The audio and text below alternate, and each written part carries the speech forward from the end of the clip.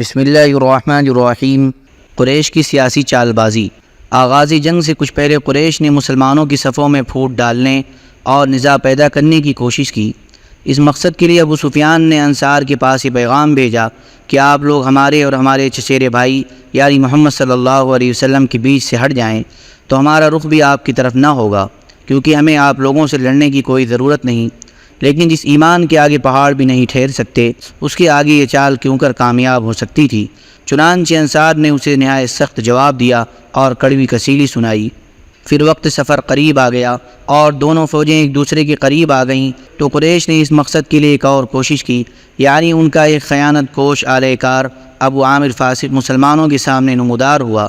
اس شخص کا نام عبد بن عمرو سیفی تھا اور اسے راہب کہا جاتا تھا، لیکن رسول اللہ صلی اللہ علیہ وسلم نے اس کا نام فاسق رکھ دیا۔ یہ جاہلیت میں قبیلہ اوس کا سردار تھا، لیکن جب اسلام کی آمد ہوئی تو اسلام اس کے گلے کی پھانس بن گیا اور وہ رسول اللہ صلی اللہ علیہ وسلم کے خلاف کھل کر عداوت پر اتر آیا۔ چنانچہ وہ مدینے سے نکل کر قریش کے پاس پہنچا اور انہیں آپ کے خلاف بھڑکا کر آمادہ جنگ کیا اور یقین دلایا کہ میری قوم کے لوگ مجھے دیکھ لیں گے تو میری بات مان کر میرے ساتھ ہو جائیں گے۔ چنانچہ یہ پہلا شخص تھا جو میدان احد میں احابیش اور اہل مکہ کے غلاموں کے ہمراہ مسلمانوں کے سامنے آیا اور اپنی قوم کو پکار کر اپنا تعارف کراتے ہوئے کہا، قبیلہ اوس کے لوگوں، میں ابو عامر ہوں۔ ان لوگوں نے کہا، او فاسق، اللہ تیری آنکھ کو خوش نصیب نہ کرے۔ اس نے یہ جواب سنا تو کہا، او ہو، میری قوم میرے بعد شر سے دوچار ہو گئی ہے۔ پھر جب لڑائی شروع ہو گئی تو اس شخص نے بڑی پرزور جنگ کی اور مسلمانوں پر جم کر پتھر برسائے۔ اس طرح قریش کی جانب سے اہل ایمان کی صفوں میں تفرقہ ڈالنے کی دوسری کوشش بھی ناکام رہی۔ اس سے اندازہ کیا جا سکتا ہے کہ تعداد کی کثرت اور ساز و سامان کی فراوانی کے باوجود مشرکین کے دلوں پر مسلمانوں کا کس قدر خوف اور ان کی کیسی ہیبت طاری تھی۔ جوش و ہمت دلانے کے لیے قریشی عورتوں کی تگ و تاز۔ ادھر قریشی عورتیں بھی جنگ میں اپنا حصہ ادا کرنے اٹھیں۔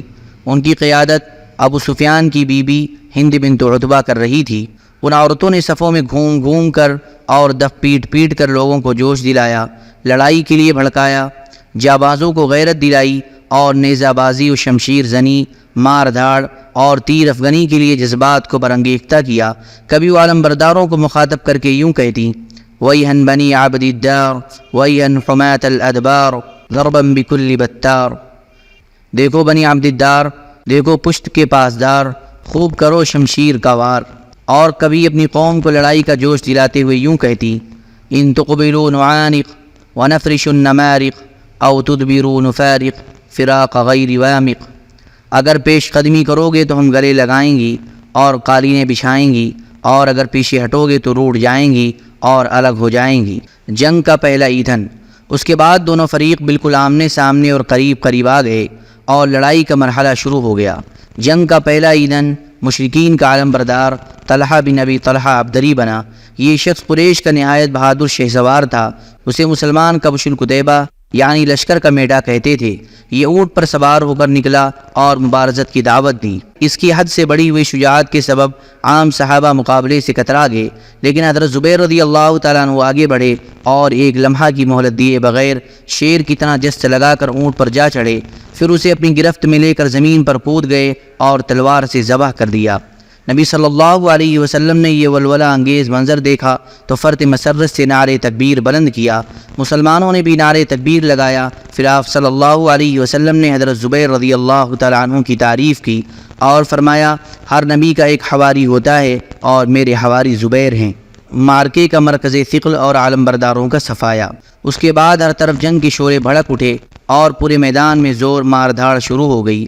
مشرکین کا پرچم مارکے کا مرکز ثقل تھا۔ بنو عبد الدار نے اپنے کمانڈر طلحہ بن ابی طلحہ کے قتل کے بعد ایک کے بعد دیگر پرچم سنبھالا، لیکن سب کے سب مارے گئے۔ سب سے پہلے طلحہ کے بھائی عثمان بن ابی طلحہ نے پرچم اٹھایا اور یہ کہتے ہوئے آگے بڑھا، ان علی اہل اللواء حقا ان تخضب الصعدۃ او تندقا۔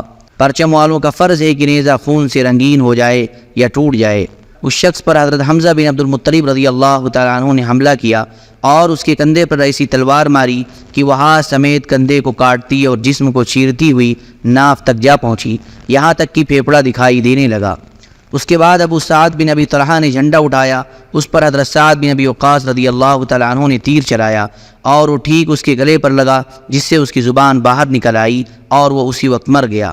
لیکن بعض سیرت نگاروں کا کہنا ہے کہ ابو سعد نے باہر نکل کر دعوت مبارزت دی اور حضرت علی رضی اللہ تعالیٰ عنہ نے آگے بڑھ کر مقابلہ کیا۔ دونوں نے ایک دوسرے پر تلوار کا ایک وار کیا، لیکن حضرت علی رضی اللہ تعالیٰ عنہ نے ابو سعد کو مار لیا۔ اس کے بعد مصافح بن طلحہ بن ابی طلحہ نے جھنڈا اٹھایا، لیکن اسے عاصم بن ثابت بن ابی افلح رضی اللہ تعالیٰ عنہ نے تیر مار کر قتل کر دیا۔ اس کے بعد اس کے بھائی کلاب بن طلحہ بن ابی طلحہ نے جھنڈا اٹھایا، مگر اس پر حضرت زبیر بن عوام رضی اللہ تعالیٰ عنہ ٹوٹ پڑے اور لڑ بھڑ کر اس کا کام تمام کر دیا۔ پھر ان دونوں کے بھائی جلاس بن طلحہ بن ابی طلحہ نے جھنڈا اٹھایا، مگر اسے طلحہ بن عبید اللہ رضی اللہ تعالیٰ عنہ نے نیزہ مار کر ختم کر دیا، اور کہا جاتا ہے کہ عاصم بن ثابت بن ابی افلح رضی اللہ تعالیٰ عنہ نے تیر مار کر ختم کیا۔ یہ ایک ہی گھر کے 6 افراد تھے، یعنی سب کے سب ابو طلحہ عبداللہ بن عثمان بن عبد الدار کے بیٹے یا پوتے تھے، جو مشرکین کے جھنڈے کی حفاظت کرتے ہوئے مارے گئے۔ اس کے بعد قبیلہ بن عبد الدار کے ایک اور شخص ارطاد بن شرحبیل نے پرچم سنبھالا، لیکن اسے حضرت علی بن ابی طالب رضی اللہ تعالیٰ عنہ نے، اور کہا جاتا ہے کہ حضرت حمزہ بن عبد المطلب رضی اللہ تعالیٰ عنہ نے قتل کر دیا۔ اس کے بعد شرح بن قارد نے جھنڈا اٹھایا، مگر اسے قزمان نے قتل کر دیا۔ قزمان منافق تھا اور اسلام کے بجائے قبائلی حمیت کے جوش میں مسلمانوں کے ہمراہ لڑنے آیا تھا۔ شریح کے بعد ابو زید عمرو بن عبد مناف عبدری نے جھنڈا سنبھالا، مگر اسے بھی قزمان نے ٹھکانے لگا دیا۔ پھر شرحبیل بن ہاشم عبدری کے ایک لڑکے نے جھنڈا اٹھایا، مگر وہ بھی قزمان کے ہاتھوں مارا گیا۔ یہ بنو عبد الدار کے 10 افراد ہوئے جنہوں نے مشرکین کا جھنڈا اٹھایا اور سب کے سب مارے گئے۔ اس کے بعد اس قبیلے کا کوئی آدمی باقی نہ بچا جو جھنڈا اٹھاتا، لیکن اس موقع پر ان کے ایک حبشی غلام نے، جس کا نام ثواب تھا، لپک کر جھنڈا اٹھا لیا اور ایسی بہادری اور پامردی سے لڑا کہ اپنے سے پہلے جھنڈا اٹھانے والے اپنے آقاؤں سے بھی بازی لے گیا۔ یعنی یہ شخص مسلسل لڑتا رہا یہاں تک کہ اس کے دونوں ہاتھ ایک کے بعد دیگرے کاٹ دیے گئے، لیکن اس کے بعد بھی اس نے جھنڈا گرنے نہ دیا، بلکہ گھٹنے کے بل بیٹھ کر سینے اور گردن کی مدد سے کھڑا کیے رکھا، یہاں تک کہ جان سے مار ڈالا گیا، اور اس وقت بھی یہ کہہ رہا تھا کہ یا اللہ، اب تو میں نے کوئی کسر باقی نہیں چھوڑی۔ اس غلام یعنی ثواب کے قتل کے بعد جھنڈا زمین پر گر گیا اور اسے کوئی اٹھانے والا باقی نہ بچا، اس لیے وہ گرا ہی رہا۔ بقیہ حصوں میں جنگ کی کیفیت۔ ایک طرف مشرکین کا جھنڈا معرکے کا مرکز فکر تھا، تو دوسری طرف میدان کے بقیہ حصوں میں بھی شدید جنگ جاری تھی۔ مسلمانوں کی صفوں پر ایمان کی روح چھائی ہوئی تھی، اس لیے وہ شرک و کفر کے لشکر پر اس سیلاب کی طرح ٹوٹے پڑ رہے تھے جس کے سامنے کوئی بند ٹھہر نہیں پاتا۔ مسلمان اس موقع پر آمد آمد کہہ رہے تھے، اور اس جنگ میں یہی ان کا شعار تھا۔ ادھر ابو دجانہ رضی اللہ تعالیٰ عنہ نے اپنی سرخ پٹی باندھے، رسول اللہ صلی اللہ علیہ وسلم کی تلوار تھامے اور اس کی حق کی ادائیگی کا عزم مصمم کیے پیش قدمی کی، اور لڑتے ہوئے دور تک جا گھسے۔ وہ جس کسی مشرک سے ٹکراتے اس کا صفایا کر دیتے۔ انہوں نے مشرکوں کی صفوں کی صفیں الٹ دیں۔ حضرت زبیر بن عوام رضی اللہ تعالیٰ عنہ کا بیان ہے کہ جب میں نے رسول اللہ صلی اللہ علیہ وسلم سے تلوار مانگی اور آپ صلی اللہ علیہ وسلم نے مجھے نہ دی، تو میرے دل پر اس کا اثر ہوا، اور میں نے اپنی جی میں سوچا کہ میں آپ کی پھوپھی حضرت صفیہ کا بیٹا ہوں، قریشی ہوں، اور میں نے آپ کے پاس جا کر ابو دجانہ رضی اللہ تعالیٰ عنہ سے پہلے تلوار مانگی، لیکن آپ نے مجھے نہ دی اور انہیں دے دی، اس لیے واللہ میں دیکھوں گا کہ وہ اس سے کیا کام لیتے ہیں۔ چنانچہ میں ان کے پیچھے لگ گیا۔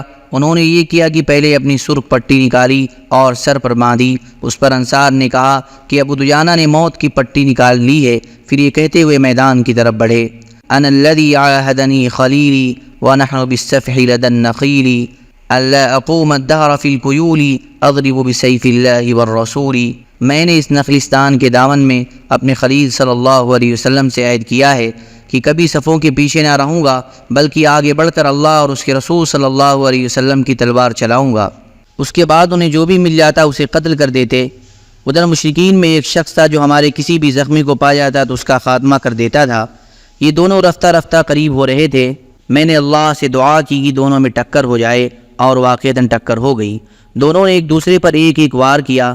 پہلے مشرک نے ابو دجانہ رضی اللہ تعالیٰ عنہ پر تلوار چلائی، لیکن ابو دجانہ رضی اللہ تعالیٰ عنہ نے یہ حملہ ڈھال پر روک لیا اور مشرک کی تلوار ڈھال میں پھنس کر رہ گئی۔ اس کے بعد ابو دجانہ رضی اللہ تعالیٰ عنہ نے تلوار چلائی اور مشرک کو وہیں ڈھیر کر دیا۔ اس کے بعد ابو دجانہ رضی اللہ تعالیٰ عنہ صفوں پر صفیں درہم برہم کرتے ہوئے آگے بڑھے، یہاں تک کہ قریشی عورتوں کی کمانڈر تک جا پہنچے۔ انہیں معلوم نہ تھا کہ یہ عورت ہے، چنانچہ ان کا بیان ہے کہ میں نے ایک انسان کو دیکھا، وہ لوگوں کو بڑے زور و شور سے جوش ولولہ دلا رہا ہے، اس لیے میں نے اس کو نشانے پر لے لیا، لیکن جب تلوار سے حملہ کرنا چاہا تو اس نے ہائے پکار مچائی اور پتہ چلا کہ عورت ہے۔ میں نے رسول اللہ صلی اللہ علیہ وسلم کی تلوار کو بٹا نہ لگنے دیا کہ اس سے کسی عورت کو ماروں۔ یہ عورت ہند بنت عتبہ تھی۔ چنانچہ حضرت زبیر بن عوام رضی اللہ تعالیٰ عنہ کا بیان ہے کہ میں نے ابو دجانہ رضی اللہ تعالیٰ عنہ کو دیکھا، انہوں نے ہند بنت عتبہ کے سر کے بیچوں بیچ تلوار بلند کی اور پھر ہٹا لی۔ میں نے سوچا اللہ اور اس کے رسول بہتر جانتے ہیں۔ ادھر حضرت حمزہ رضی اللہ تعالیٰ عنہ بھی بفرے ہوئے شیر کی طرح جنگ لڑ رہے تھے اور بے نظیر مار دھاڑ کے ساتھ قلب لشکر کی طرف بڑھے اور چڑھے جا رہے تھے۔ ان کے سامنے سے بڑے بڑے بہادر اس طرح بکھر جاتے تھے جیسے تیز آندھی میں پتے اڑ رہے ہوں۔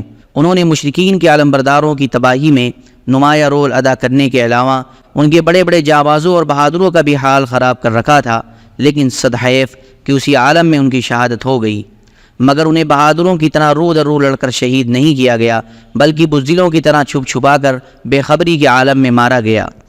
شیر خدا حضرت حمزہ رضی اللہ تعالیٰ عنہ کی شہادت۔ حضرت حمزہ رضی اللہ تعالیٰ عنہ کے قاتل کا نام وحشی بن حرب تھا۔ ہم ان کی شہادت کا واقعہ اسی کی زبانی نقل کرتے ہیں۔ اس کا بیان ہے کہ میں جبیر بن مطعم کا غلام تھا اور ان کا چچا طعیمہ بن عدی جنگ بدر میں مارا گیا تھا۔ جب قریش جنگ احد پر روانہ ہوئے تو جبیر بن مطعم نے مجھ سے کہا، اگر تم محمد کے چچا حمزہ کو میرے چچا کے بدلے قتل کر دو تو تم آزاد ہو۔ وحشی کا بیان ہے کہ اس پیشکش کے نتیجے میں بھی لوگوں کے ساتھ روانہ ہوا۔ میں حبشی آدمی تھا اور حبشیوں کی طرح نیزہ پھینکنے میں ماہر تھا، نشانہ کم ہی چوکتا تھا۔ جب لوگوں میں جنگ چھڑ گئی تو میں نکل کر حمزہ رضی اللہ تعالیٰ عنہ کو دیکھنے لگا۔ میری نگاہیں ان کے تلاش میں تھیں۔ بالآخر میں نے انہیں لوگوں کے ہجوم میں دیکھ لیا۔ وہ خاکستری اونٹ کی طرح معلوم ہو رہے تھے، لوگوں کو درہم برہم کرتے جا رہے تھے، ان کے سامنے کوئی چیز نہیں ٹک پاتی تھی۔ واللہ میں ابھی ان کے قتل کے ارادے سے تیار ہی ہو رہا تھا اور ایک درخت یا پتھر کی اوٹ میں چھپ کر انہیں قریب آنے کا موقع دینا چاہتا تھا کہ اتنے میں سوا بن عبد العزہ مجھ سے آگے بڑھ کر ان کے پاس جا پہنچا۔ حمزہ رضی اللہ تعالیٰ عنہ نے اسے للکارتے ہوئے کہا، او شرمگاہ کی چمڑی کاٹنے والے کے بیٹے، یہ لے، اور ساتھ ہی زور کی تلوار ماری، گویا کہ اس کا سر تھا ہی نہیں۔ وحشی کا بیان ہے کہ اس کے ساتھ ہی میں نے اپنا نیزہ تولا اور جب میری مرضی کے مطابق ہو گیا تو ان کی طرف اچھال دیا۔ نیزہ ناف کے نیچے لگا اور دونوں پاؤں کے بیچ سے پار ہو گیا۔ انہوں نے میری طرف اٹھنا چاہا لیکن مغلوب ہو گئے۔ میں نے ان کو اسی حال میں چھوڑ دیا یہاں تک کہ وہ فوت ہو گئے۔ اس کے بعد میں نے ان کے پاس جا کر اپنا نیزہ نکال لیا اور لشکر میں واپس جا کر بیٹھ گیا۔ میرا کام ختم ہو چکا تھا، مجھے ان کے سوا کسی اور سے سروکار نہ تھا۔ میں نے انہیں محض اس لیے قتل کیا تھا کہ آزاد ہو جاؤں۔ چنانچہ جب مکہ آیا تو مجھے آزادی مل گئی۔ مسلمانوں کی بالادستی۔ شیر خدا اور شیر رسول حضرت حمزہ رضی اللہ تعالیٰ عنہ کی شہادت کے نتیجے میں مسلمانوں کو جو سنگین خسارہ اور ناقابل تلافی نقصان پہنچا، اس کے باوجود جنگ میں مسلمانوں ہی کا پلہ بھاری رہا۔ حضرت ابو بکر و عمر، علی و زبیر، مصعب بن عمیر، طلحہ بن عبید اللہ، عبداللہ بن جحش، سعد بن معاذ، سعد بن عبادہ، سعد بن ربیع اور نضر بن انس وغیرہم رضی اللہ عنہم اجمعین نے ایسی پاوردی و جانبازی سے لڑائی لڑی کہ مشرکین کے چھکے چھوٹ گئے، حوصلے ٹوٹ گئے اور ان کی قوت بازو جواب دے گئی۔ عورت کی آغوش سے تلوار کی دھار پر۔ اور آئیے ذرا ادھر دیکھیں، انہی جہاں فروش شہبازوں میں ایک اور بزرگ حضرت حنظلۃ الغسیل رضی اللہ تعالیٰ عنہ نظر آ رہے ہیں، جو آج ایک نرالی شان سے میدان جنگ میں تشریف لائے ہیں۔ آپ اسی ابو عامر راہب کے بیٹے ہیں جسے بعد میں فاسق کے نام سے شہرت ملی اور جس کا ذکر ہم پچھلے صفحات میں کر چکے ہیں۔ حضرت حنظلہ رضی اللہ تعالیٰ عنہ نے ابھی نئی نئی شادی کی تھی۔ جنگ کی منادی ہوئی تو وہ بیوی سے ہم آغوش تھے۔ آواز سنتے ہی آغوش سے نکل کر جہاد کے لیے رواں دواں ہو گئے، اور جب مشرکین کے ساتھ میدان کارزار گرم ہوا تو ان کی صفیں چیرتے پھاڑتے ان کے سپہ سالار ابو سفیان تک جا پہنچے اور قریب تھا کہ اس کا کام تمام کر دیتے، مگر اللہ نے خود ان کے لیے شہادت مقدر کر رکھی تھی۔ چنانچہ انہوں نے جو ہی ابو سفیان کو نشانے پر لے کر تلوار بند کی، شداد بن اوس نے دیکھ لیا اور جھٹ حملہ کر دیا، جس سے خود حضرت حنظلہ رضی اللہ تعالیٰ عنہ شہید ہو گئے۔ تیر اندازوں کا کارنامہ۔ جبل رمات پر جن تیر اندازوں کو رسول اللہ صلی اللہ علیہ وسلم نے متعین فرمایا تھا، انہوں نے بھی جنگ کی رفتار مسلمانوں کے موافق چلانے میں بڑا اہم رول ادا کیا۔ مکی شہ سواروں نے خالد بن ولید کی قیادت میں اور ابو عامر فاسق کی مدد سے اسلامی فوج کا بایاں بازو توڑ کر مسلمانوں کی پشت تک پہنچنے اور ان کی صفوں میں کھلبلی مچا کر بھرپور شکست دوچار کرنے کے لیے 3 بار پرزور حملے کیے، لیکن مسلمان تیر اندازوں نے انہیں اس طرح تیروں سے چھلنی کیا کہ ان کے تینوں حملے ناکام ہو گئے۔ اللہم صلی علی سیدنا وعلی آل سیدنا محمد وبارک وسلم۔ سبحان ربک رب العزة عما یصفون وسلام علی المرسلین والحمد للہ رب العالمین۔